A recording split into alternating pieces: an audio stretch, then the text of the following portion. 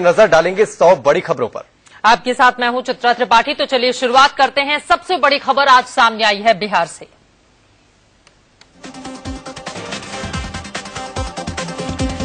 बिहार की राजनीति के दो सबसे बड़े सियासी दुश्मन आज एक हो गए। 20 साल बाद ये दुश्मनी खत्म हुई और आरजेडी सुप्रीमो लालू प्रसाद यादव और जेडीयू नेता नीतीश कुमार ने एक साथ न सिर्फ मंच साझा किया बल्कि बड़ी ही गर्मजोशी से गले भी मिले। विधानसभा उपचुनाव के लिए बिहार के हाजीपुर में लालू नीतीश ने एक साथ प्रचार किया। लोकसभा चुनाव से पहले ही नीतीश ने बीजेपी से 17 साल की दोस्ती तोड़ दी थी, लेकिन चुनाव में करारी हार के बाद नीतीश ने विधानसभा उपचुनाव के लिए लालू से गठबंधन किया है। हाजीपुर की चुनावी रैली में लालू नीतीश तो एक साथ मंच पर आए, लेकिन इन दोनों नेताओं को लेकर लोगों ने ज्यादा उत्साह नहीं दिखाया। रैली में इन्हें सुनने के लिए महज 1-2 हजार लोग ही जुटे। नीतीश के साथ हाथ मिलाने वाले लालू ने कहा कि देश बचाने के लिए आज हम एक साथ आए हैं। उन्होंने कहा कि कमंडल का मुकाबला मंडल करेगा। चुपे चुपे खड़ा है जरूर कोई बात है। हमने जिससे रावण के पहले मुलाकात है, मंडल के खिलाफ कमंडल के खिलाफ मंडल। बिहार के पूर्व मुख्यमंत्री नीतीश कुमार ने कहा कि देश खतरे में है और मौके की नजाकत को समझते हुए हमने आपस के मतभेद भुलाए। उन्होंने कहा कि हमारी और लालू की दोस्ती से बीजेपी को घबराहट होने लगी है। हम लोगों ने वक्त की पुकार को समझा है। आज वक्त की पुकार है, हम एकजुट हों। जब देश पर खतरा है तो हम सब अपने पुराने मतभेदों को साथ लेकर नहीं चल सकते हैं। इस दौरान नीतीश ने प्रधानमंत्री नरेंद्र मोदी पर जमकर निशाना साधा और पूछा कि आखिर अच्छे दिन कहां हैं। उन्होंने कहा कि सभी वायदे बिखर गए। ये अच्छे दिन आ जाएंगे। अब अच्छे दिन का लोग इंतजार ही कर रहे हैं कि सरकार चलाना आसान हो सकता है, देश चलाना कठिन है। नीतीश ने यह भी कहा कि लोकसभा चुनाव में बीजेपी ने लोगों को बरगलाकर वोट लिए। उन्होंने कहा कि बीजेपी ने समाज को बांटकर वोट हासिल किया। पूरे समाज को बांटने की कोशिश की गई और तरह तरह की अफवाहों के जरिए लोगों का वोट हासिल किया गया। राज्यसभा में अपनी गैरहाजिरी पर मचे हंगामे के बाद सचिन तेंदुलकर ने एक लीव एप्लीकेशन देकर बताया है कि निजी और व्यावसायिक मजबूरियों की वजह से वो संसद के इस सत्र में हिस्सा नहीं ले पाएंगे। ये एप्लीकेशन 7 जुलाई से 14 अगस्त तक के लिए दी गई है। राज्यसभा सांसद सचिन तेंदुलकर के लीव एप्लीकेशन की जानकारी मिलते ही बीजेपी सांसदों समेत कई सांसदों ने हंगामा शुरू कर दिया। एसपी सांसद नरेश अग्रवाल ने कहा कि दिल्ली में रहते हुए संसद में नहीं आना सदन का अपमान है। राज्यसभा सांसद सचिन तेंदुलकर के लीव एप्लीकेशन की जानकारी मिलते ही बीजेपी सांसदों समेत कई सांसदों ने हंगामा शुरू कर दिया। एसपी सांसद नरेश अग्रवाल ने कहा कि दिल्ली में रहते हुए संसद में नहीं आना सदन का अपमान है। एसपी सांसद नरेश अग्रवाल ने सचिन को भगवान कहे जाने पर भी तंज कसा। उन्होंने कहा कि सचिन राज्यसभा आकर राजनीति में योगदान दे। भगवान आप लोगों के लिए होंगे, हमारे लिए भगवान नहीं। ऐसे तो फिर क्रिकेट में बहुत भगवान हो जाएंगे। इस देश में बड़े बड़े क्रिकेट के महान खिलाड़ी पैदा हुए हैं। गावस्कर भी एक जमाने में अपने को भगवान कहते थे। तो इसका मतलब सब यही सब भगवान हो जाएंगे तो हमारे भगवानों को क्या होगा। डब्ल्यूटीओ के मुद्दे पर राज्यसभा में हंगामा हुआ, जिससे सदन की कार्यवाही बाधित हुई। पीएम मोदी ने यूपीए सरकार पर खाद्य सुरक्षा को लेकर डब्ल्यूटीओ में समझौता करने का आरोप लगाया था, जिसे लेकर कांग्रेस ने राज्यसभा में हंगामा किया। आरएसएस ने एक बार फिर से हिंदू राष्ट्र का राग छेड़ा है। आरएसएस प्रमुख मोहन भागवत ने ओडिशा के कटक में एक कार्यक्रम में कहा कि सभी भारतीयों की सांस्कृतिक पहचान हिंदुत्व है, तो फिर हिंदुस्तान में रहने वाले सभी लोग हिंदू क्यों नहीं हो सकते। संघ प्रमुख मोहन भागवत ने कहा कि अगर इंग्लैंड में रहने वाले अंग्रेज हैं, जर्मनी में रहने वाले जर्मन हैं और अमेरिका में रहने वाले अमेरिकी हैं, तो फिर हिंदुस्तान में रहने वाले सभी लोग हिंदू क्यों नहीं हो सकते। भागवत ने यह भी कहा कि हिंदुत्व एक जीवन शैली है और किसी भी ईश्वर की उपासना करने वाला या किसी की उपासना नहीं करने वाला भी हिंदू हो सकता है। दुनिया अब मान चुकी है कि हिंदुत्व ही एकमात्र ऐसा आधार है जिसने भारत को एकजुट रखा। मोहन भागवत के हिंदू वाले बयान पर बीजेपी नेता और केंद्रीय मंत्री कन्नी काटते नजर आए। केंद्रीय मंत्री नितिन गडकरी हो या फिर अल्पसंख्यक मामलों की मंत्री नजमा हेपतुल्ला, सब इस मुद्दे पर बोलने से बचते रहे।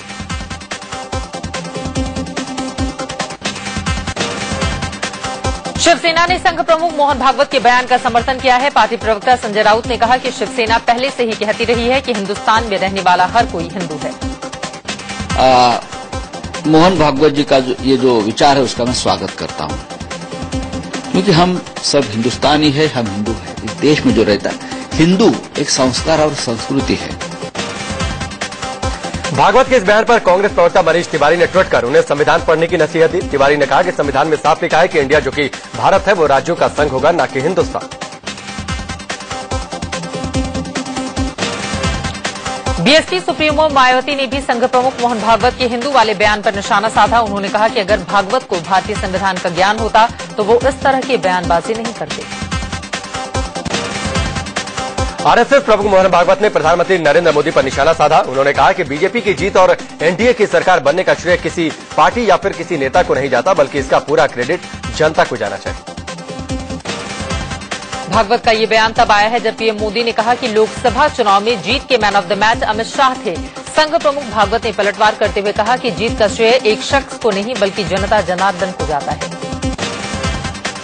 भागवत ने बीजेपी से सवाल किया कि अगर आखिर यही नेता और यही पार्टी पहले भी थी तो फिर बहुमत क्यों नहीं मिला। संघ प्रमुख ने कहा कि दरअसल जनता बदलाव चाहती थी, इसलिए एनडीए की सरकार बन पाई। वो सब संगठन पहले भी थे, वो सब व्यक्ति भी पहले थे, वो दल भी पहले थे, अब तक नहीं हुआ। अब क्यों हुआ? अब लोगों के मन में आया इसलिए हुआ। दरअसल शनिवार को बीजेपी की राष्ट्रीय परिषद में पीएम नरेंद्र मोदी ने कहा था कि चुनाव की जीत के man of the match Amit Shah थे। मोदी के इसी बयान से भागवत भड़के हुए थे और इसके man of the match Shri Amit भाई शाह थे। अमित भाई राष्ट्रीय टीम में ना आए होते, उत्तर प्रदेश का उनको प्रभार न मिला होता तो शायद देश उनकी शक्तियों से परिचित नहीं हुआ होता। प्रधानमंत्री नरेंद्र मोदी का नाम लिए बगैर संघ प्रमुख मोहन भागवत ने कहा कि कोई चाहे आसमान में जितना उड़ ले उसे जमीन पर ही आना पड़ता है। सारे आसमान में उड़ने वालों को भी जमीन के पास वापस आना पड़ता है। चिड़िया उड़े कितनों आकाश, चारा है माटी के पास। बीजेपी के वरिष्ठ नेता और केंद्रीय कृषि मंत्री राधा मोहन सिंह ने कहा कि चुनाव में जीत जनता ने जरूर दिलाई, लेकिन नरेंद्र मोदी, राजनाथ सिंह और अमित शाह की कोशिशों का भी ये नतीजा है। ये निश्चित रूप से नरेंद्र मोदी की लोकप्रियता, राजनाथ सिंह, अमित शाह जी की जोड़ी और देश की जनता का अपार जन समर्थन, ये सबका मिला जुला परिणाम है। उधर मोहन भागवत के बयान के बाद कांग्रेस प्रवक्ता मनीष तिवारी ने ट्वीट किया और कहा कि आरएसएस और बीजेपी में विरोधाभास दिखाई दे रहा है। पीएम नरेंद्र मोदी ने जीत का श्रेय एक आदमी को दिया, जबकि भागवत जनता को जीत का श्रेय दे रहे हैं।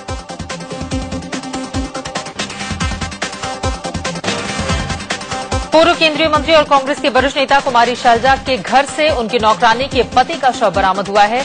ये शव कुमारी शैलजा के सर्वेंट क्वार्टर में मिला। नौकरानी का पति उसके कमरे में रह रहा था। उसका नाम संजय और उम्र करीब 40 साल बताई जा रही है। शव कुमारी शैलजा के दिल्ली के 7 मोतीलाल नेहरू मार्ग स्थित घर से बरामद हुआ। पुलिस को शैलजा के घर पर शव पड़े होने की जानकारी फोन पर दी गई। पुलिस का कहना है कि नेचुरल डेथ नहीं है। कहूं कि ये नेचुरल डेथ नहीं है, अननेचुरल डेथ है। नहीं, इसमें चोट के निशान भी हैं, सिर पे चोट के निशान भी और जगह भी है। संजय की मौत की वजह साफ नहीं हो पाई है। कुछ लोगों का कहना है कि मौत छत से गिरने से हुई, जबकि संजय के रिश्तेदारों का कहना है कि उसका मर्डर किया गया है। ये मैं 100% कह सकता हूँ और पुलिस भी कह सकती है कि सीधा मर्डर हुआ है। चोट का बिल्कुल ये जो है ना, ये आगे का जो हिस्सा जो है ये बिल्कुल ही फिनिश है, जैसे कोई बहुत भारी चीज से जो कोई मरते हैं। जजों की नियुक्ति को लेकर बने कोलेजियम सिस्टम का सुप्रीम कोर्ट के चीफ जस्टिस आरएम लोढ़ा ने बचाव किया है। कोलेजियम पर बार बार उठते सवाल पर जस्टिस लोढ़ा नाराज दिखे और उन्होंने कहा कि इस पर सवाल उठाना गलत है। चीफ जस्टिस आरएम लोढ़ा ने कहा कि कोलेजियम सिस्टम को लेकर न्यायपालिका के खिलाफ प्रचार किया जा रहा है, जिससे जुडिशरी का नुकसान हो रहा है। उन्होंने कहा कि सब कुछ परफेक्ट नहीं होता, लेकिन सब कुछ गलत भी नहीं है। सुप्रीम कोर्ट के चीफ जस्टिस लोढ़ा ने कहा कि आज के सारे जज कोलेजियम की ही देन है। उन्होंने कहा कि कोलेजियम के पहले बैच का जज मैं हूं और आखिरी रोहिंटन नरीमन है। उन्होंने कहा कि अगर कोलेजियम फेल है तो पूरी जुडिशरी भी फेल है। सुप्रीम कोर्ट के पूर्व जस्टिस और प्रेस काउंसिल ऑफ इंडिया के अध्यक्ष मार्कंडेय कार्जू ने एक बार फिर न्यायपालिका में भ्रष्टाचार का मामला उठाया है। उन्होंने कहा कि सुप्रीम कोर्ट के पूर्व चीफ जस्टिस एचएस कपाड़िया ने एक भ्रष्ट जज पर कार्रवाई नहीं की थी। जस्टिस कार्जू का दावा है कि जब वो इलाहाबाद हाईकोर्ट के चीफ जस्टिस थे तो उन्होंने जस्टिस कपाड़िया को इस जज के भ्रष्टाचार के सबूत दिए थे और उनके 3 एजेंटों के नंबर भी जस्टिस कपाड़िया को देकर जांच कराने की मांग की थी। उधर ब्लॉक पर जस्टिस काटजू के इन आरोपों को सुप्रीम कोर्ट के पूर्व चीफ जस्टिस एच.एस. कपाड़िया ने खारिज किया है। उन्होंने कहा है कि भ्रष्ट जजों के खिलाफ सबसे ज्यादा कड़े कदम उन्होंने ही उठाए हैं।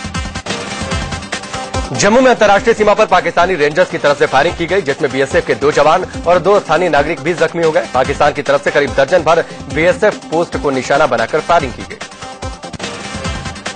जख्मी जवानों और स्थानीय लोगों को जम्मू के अस्पताल में भर्ती कराया गया है। सभी आरएसपुरा सेक्टर में पाकिस्तान की ओर से फायरिंग में जख्मी हो गए थे। तड़के 4 बजे पाकिस्तान की तरफ से गोलीबारी का दौर शुरू हुआ, जो कई घंटों तक चला। प्रधानमंत्री नरेंद्र मोदी 12 अगस्त को सियाचिन ग्लेशियर का दौरा कर सकते हैं। करगिल और लेह लद्दाख के दौरे के बीच में वो सियाचिन ग्लेशियर भी जा सकते हैं। मोदी की अगुवाई के लिए आर्मी चीफ दलबीर सिंह सुहाग पहले से ही कश्मीर में हैं। 3 वरिष्ठ सांसदों को इस बार सर्वश्रेष्ठ सांसद का अवार्ड देने का फैसला किया गया है। सूत्रों से खबर है कि राज्यसभा सांसद कर्णित सिंह, जेडीयू अध्यक्ष शरद यादव और वित्त मंत्री अरुण जेटली को इस बार सर्वश्रेष्ठ एमपी का अवार्ड मिलेगा। भारत रत्न को लेकर चल रही चर्चा के बीच सरकार ने साफ किया है कि अभी इस पर कोई फैसला नहीं हुआ। सरकारी सूत्रों के मुताबिक आरबीआई को 5 भारत रत्न के मेडल बनाने के निर्देश भी नहीं दिए गए हैं। इससे पहले कहा जा रहा था कि सरकार नेताजी सुभाष चंद्र बोस, कांशीराम, मदन मोहन मालवीय और पूर्व प्रधानमंत्री अटल बिहारी वाजपेयी को भारत रत्न देने की तैयारी में है।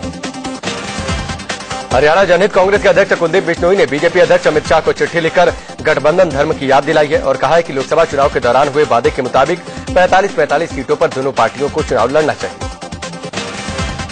दरअसल बीजेपी के राष्ट्रीय परिषद की बैठक में अध्यक्ष अमित शाह ने अकेले दम पर हरियाणा में बहुमत लाने की बात कही थी और ये भी कहा था कि गठबंधन हो या नहीं, हम बहुमत हासिल करेंगे और हरियाणा में भी सरकार बनाएंगे। अमित शाह के इस बयान के बाद चिट्ठी लिखकर कुलदीप बिश्नोई ने कहा कि लोकसभा चुनाव में हमने बीजेपी को ज्यादा सीटें दी थी और तब ये तय हुआ था कि सत्ता में आने पर 2.5 साल बीजेपी का और 2.5 साल का एचजेसी का सीएम होगा। महाराष्ट्र में समाजवादी पार्टी ने कांग्रेस एनसीपी के साथ मिलकर चुनाव लड़ने की इच्छा जाहिर की है। एसपी नेता अबू आजमी ने कहा है कि सभी धर्मनिरपेक्ष पार्टियों को एकजुट होकर महाराष्ट्र में लड़ना चाहिए ताकि बीजेपी को रोका जा सके। महाराष्ट्र में समाजवादी पार्टी का वरिष्ठ नेता अबू आजमी ने कहा है कि इस बाबत कांग्रेस एनसीपी के कई नेताओं से उनकी बात चल रही है। उन्होंने कहा कि तीनों पार्टियों का गठबंधन होता है तो फायदा होगा। सारे सेकुलर लोग इकट्ठा होना चाहिए, ये मेरा एक मैसेज है। अब आगे यहाँ के सेकुलर पार्टियों को सोचना है। मैं कई नेता हैं कांग्रेस के, एनसीपी के, मुझे बार बार बात कर रहे हैं और सही वक्त आएगा तो बातचीत होगी। इलाहाबाद में अब कांग्रेस कार्यकर्ताओं ने राहुल गांधी के समर्थन में पोस्टर लगाए हैं। इन पोस्टरों में प्रियंका गांधी को गृहस्थी संभालने की सलाह दी गई है। इलाहाबाद में इससे पहले कई बार प्रियंका को सक्रिय राजनीति में लाने के लिए पोस्टर लगाए जा रहे थे। बताया जा रहा है कि ये पोस्टर कांग्रेसियों की एक गुट ने प्रियंका के उन पोस्टरों के जवाब में लगाए हैं जो प्रियंका समर्थकों ने 5 अगस्त को लगाए थे। बीते 5 अगस्त को लगाए गए पोस्टरों में प्रियंका गांधी की राजनीति में जल्द आने की बात देखी गई। मानव संसाधन विकास मंत्री स्मृति ईरानी की डिग्री को लेकर फिर विवाद शुरू हो गया है। विवाद पर स्मृति ईरानी ने कहा है कि जिसे डिग्री की जानकारी चाहिए वो कोर्ट में जनहित याचिका दाखिल करे, मैं कोर्ट में ही इसकी जानकारी दूंगी। दरअसल पूरा विवाद एक टीवी कार्यक्रम में स्मृति ईरानी के उस बयान पर उठा जिसमें उन्होंने येल यूनिवर्सिटी की डिग्री होने का दावा किया था। ईरानी के येल यूनिवर्सिटी की डिग्री पर कांग्रेस से सवाल उठाते हुए पूछा कि इसका जिक्र उन्होंने अपने एफिडेविट में क्यों नहीं किया। वहीं मानव संसाधन विकास मंत्रालय ने इस मामले पर सफाई दी है। मंत्रालय ने कहा है कि येल यूनिवर्सिटी के लीडरशिप प्रोग्राम के तहत स्मृति ईरानी को डिग्री दी गई थी। उस प्रोग्राम में 11 सांसदों ने हिस्सा लिया था। उत्तराखंड के पिथौरागढ़ से भूस्खलन की हिला देने वाली तस्वीर सामने आई है। नैनी पातल इलाके में एक ट्रक भूस्खलन की चपेट में आने से बाल बाल बचा। पहाड़ के सकरे मोड़ पर जैसे ही ट्रक मुड़ा तो उसके ठीक सामने पहाड़ी का बड़ा हिस्सा भरभरा कर नीचे गिरने लगा। जबरदस्त भूस्खलन और ट्रक के बीच कुछ ही फीट का फासला बाकी था। भूस्खलन पूरी सड़क को तोड़कर अपने साथ ले गया। टनकपुर तवाघाट मार्ग पर यह जबरदस्त भूस्खलन हुआ। इस तरह का भूस्खलन कई और इलाकों में भी हो रहा है। भारी बारिश से पिथौरागढ़ जिले के कई हिस्सों में जबरदस्त भूस्खलन हो रहा है। पहाड़ के बड़े बड़े हिस्से टूटकर गिर रहे हैं। जानलेवा भूस्खलन से लोगों में दहशत का माहौल है। राजस्थान के चाकसू में भारी बारिश के बाद आई बाढ़ से लोग बेहाल हैं। कई गांवों का एक दूसरे से संपर्क कट गया है। ट्रैक्टर की ट्रॉलियां, रिक्शे, गाड़ियां भी बहकर एक किनारे पहुंच गई हैं। साथ ही घरों में पानी भरने से लोग अपने ही घरों में कैद रहने के लिए मजबूर हैं। प्रशासन ने लोगों को सुरक्षित ठिकानों पर पहुंचाने के लिए सेना की टुकड़ी भी बुलाई है। साथ ही नावों के जरिए भी लोगों को निकाला जा रहा है। राजस्थान के नागौर में भारी बारिश की वजह से रेलवे ट्रैक डूब गया। आप देख सकते हैं कि रेलवे ट्रैक पर किस कदर पानी भर गया है। ट्रेन पकड़ने वाले बुजुर्ग और महिलाओं को इससे काफी परेशानी का सामना करना पड़ रहा है। मध्य प्रदेश के डिंडौरी में बांध टूटने से आसपास के गांवों में बाढ़ जैसे हालात बन गए हैं। किसानों की फसल देखते ही देखते बाढ़ से बर्बाद हो गई। गांव वालों का आरोप है कि प्रशासन की लापरवाही से बांध टूटा है। झारखंड में चुनाव की सुगबुगाहट के बीच झारखंड मुक्ति मोर्चा के संस्थापकों में से एक विधायक साइमन मरांडी बीजेपी में शामिल हो गए। पूर्व मंत्री और जेडीयू विधायक गोपाल पातर उर्फ राजा पीटर ने भी बीजेपी का दामन थामा। उधर बाबूलाल मरांडी को तगड़ा झटका देते हुए उनके पार्टी के अजय नाथ शाहदेव बीजेपी में शामिल हुए। वहीं आजसू नेता अनिल शाह ने भी बीजेपी का दामन थाम लिया। पूर्व केंद्रीय मंत्री जसवंत सिंह की हालत अभी भी नाजुक बनी हुई है। वो अभी भी कोमा में है और आईसीयू में उनका इलाज चल रहा है। सिर में चोट लगने के बाद दिल्ली के आर्मी अस्पताल में उन्हें शुक्रवार को भर्ती कराया गया था। मुंबई से सटे बसई में इबोला वायरस के संदिग्ध मरीज को अस्पताल में भर्ती कराया गया है। बसई के डीवाई पाटिल अस्पताल में मरीज की जांच की जा रही है। जिस शख्स को अस्पताल में भर्ती कराया गया है वो नाइजीरिया से वापस लौटा है। इससे पहले कल तमिलनाडु में मिले इबोला वायरस के पहले संदिग्ध की शुरुआती जांच में वायरस के लक्षण नहीं मिले। यह शख्स गिनी से चेन्नई एयरपोर्ट आया था। डॉक्टरों ने टेस्ट के बाद उसे छोड़ दिया। इबोला को लेकर केंद्रीय स्वास्थ्य मंत्रालय के 3 हेल्पलाइन नंबर जारी किए गए हैं। तीनों दिल्ली के ही हैं। एसटीडी कोड है 011 और नंबर है 23063205, 23061469 और 23061302। ई रिक्शा पर लगी रोक अभी भी बरकरार रहेगी। दिल्ली हाईकोर्ट ने रोक हटाने से एक बार फिर इनकार कर दिया। 14 अगस्त को अगली सुनवाई होगी। पिछली सुनवाई में केंद्र सरकार ने गाइडलाइंस भी कोर्ट में दी। आज मुंबई छोड़कर महाराष्ट्र के सारे पेट्रोल पंप बंद हैं। पेट्रोल पंप बंद होने से सुबह से ही लोगों की परेशानी भी शुरू हो गई है। ठाणे समेत पूरे विदर्भ में पेट्रोल पंप सूने पड़े हैं। लोकल बॉडी टैक्स और वैट हटाने की मांग को लेकर पूरे महाराष्ट्र में 4000 से ज्यादा पेट्रोल डीलर हड़ताल पर चले गए हैं। मांगे नहीं माने जाने पर पेट्रोल पंप एसोसिएशन ने बेमियादी हड़ताल की चेतावनी दी है। ब्रेक के बाद एक बार फिर से आपका बहुत बहुत स्वागत है। खबरों के सिलसिले को आगे बढ़ाते हैं। अगली खबर रायबरेली से। रायबरेली में पुलिस वालों ने एक शख्स को पेट से बांधकर डंडों से उसकी बेरहमी से पिटाई कर दी। पुलिस वाले सरेआम शख्स को पीटते रहे। पिटाई में 3 पुलिस वाले शामिल थे। बेंगलुरु के जयनगर में एक लड़की का हौसला मनचले की हरकत पर भारी पड़ा। लड़की ने दौड़कर मनचले का रास्ता रोका और उसे घुटनों के बल बैठने पर मजबूर कर दिया। दरअसल ये लड़की पार्क में जॉगिंग कर रही थी। उसी वक्त ये मनचला वहां पहुंचा और अश्लील हरकत करने लगा। जॉगिंग कर रही लड़की ने जब विरोध किया तो ये हेलमेट से मुंह छिपाकर भागने लगा। दिल्ली में एक बार फिर से एटीएम से करंट लगने से एक शख्स की मौत हो गई। एटीएम में पैसे डालने आई टीम के सिक्योरिटी गार्ड ने जैसे ही शटर खोलना चाहा उसकी करंट लगने से मौके पर ही मौत हो गई। पुलिस ने केस दर्ज कर जांच शुरू कर दी है। इस एटीएम बूथ के तार खुले हुए थे जिसे चूहों ने काट दिया था। दिल्ली के उत्तम नगर इलाके में एक शख्स ने पुलिस थाने की छत से कूदकर जान दे दी। थाने में खुदकुशी से पुलिस महकमे में हड़कंप मच गया। बताया जा रहा है कि प्रवीण नाम का शख्स अपनी जान को खतरा बताते हुए गुहार लेकर पुलिस के पास पहुंचा था, लेकिन पुलिस वालों ने उसकी एक नहीं सुनी। दिल्ली के अंबेडकर नगर इलाके में घर में घुसकर एक शख्स की गला काटकर हत्या कर दी गई। रविवार की रात देश की राजधानी दिल्ली में एक शख्स की पीट कर हत्या कर दी गई। मॉडल टाउन इलाके में 28 साल के राशिद को कुछ लोगों ने लोहे के रॉड से पीट कर मौत के घाट उतार दिया। हत्या से गुस्साए राशिद के रिश्तेदारों ने जमकर हंगामा किया। रोड पर जाम लगाकर लोगों ने अपनी नाराजगी जाहिर की।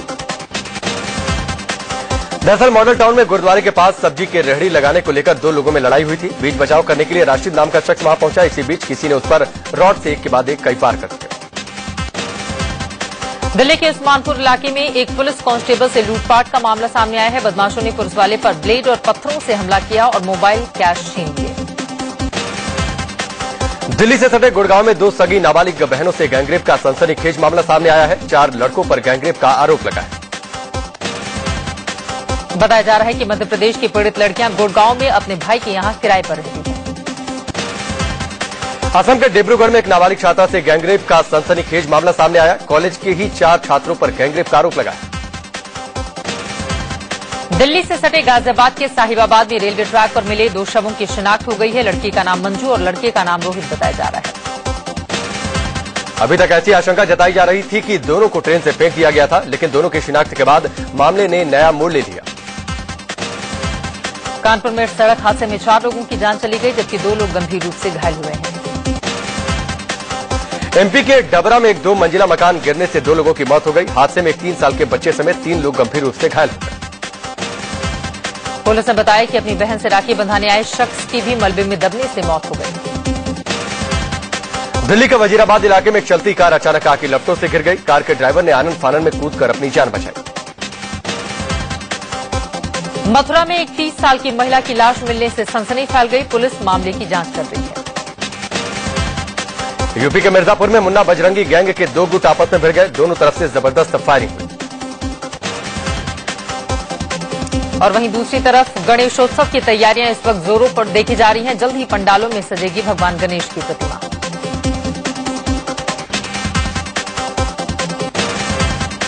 आईसीसी ने अगले साल दिसंबर में भारत और पाकिस्तान के बीच सीरीज की घोषणा कर दी है। आईसीसी के फ्यूचर टूर प्रोग्राम के तहत ऐलान किया गया है कि 2015 से 2023 के बीच दोनों देशों के बीच 6 सीरीज आयोजित होंगी। भारत पाकिस्तान के बीच अगले साल दिसंबर में मैच होगा, इस बात की जानकारी दी गई है। और वहीं सानिया मिर्जा और कारा ब्लैक की जोड़ी ने रोजर्स कप के फाइनल में अपनी जगह पक्की कर दी है।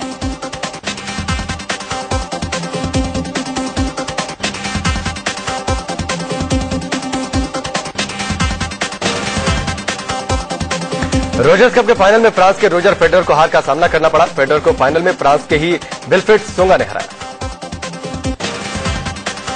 न्यूयॉर्क में एक कार चैंपियनशिप के दौरान बड़ा हादसा हुआ, जिसमें कार से टकराकर एक प्रतियोगी की मौत हो गई। रेस के दौरान टक्कर से नाराज केविन अपनी कार से बाहर निकले और टोनी को अगले राउंड में ठीक से कार चलाने के लिए कहने लगे। इतने में टोनी की कार ने उन्हें जोरदार टक्कर मार दी। दक्षिण जापान में तूफान ने कहर बरपाया है। 180 किलोमीटर की रफ्तार से चल रही हवाओं ने सब कुछ तहस नहस कर दिया। करीब 10 लाख लोगों को सुरक्षित जगह पर ले जाया गया है। होलांग नाम के तूफान की वजह से जबरदस्त बारिश हो रही है।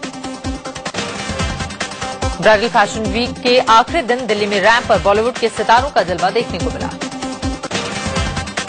ब्राइडल फैशन शो के आखिरी दिन श्रद्धा कपूर भी रैंप पर कैटवॉक करती नजर आई।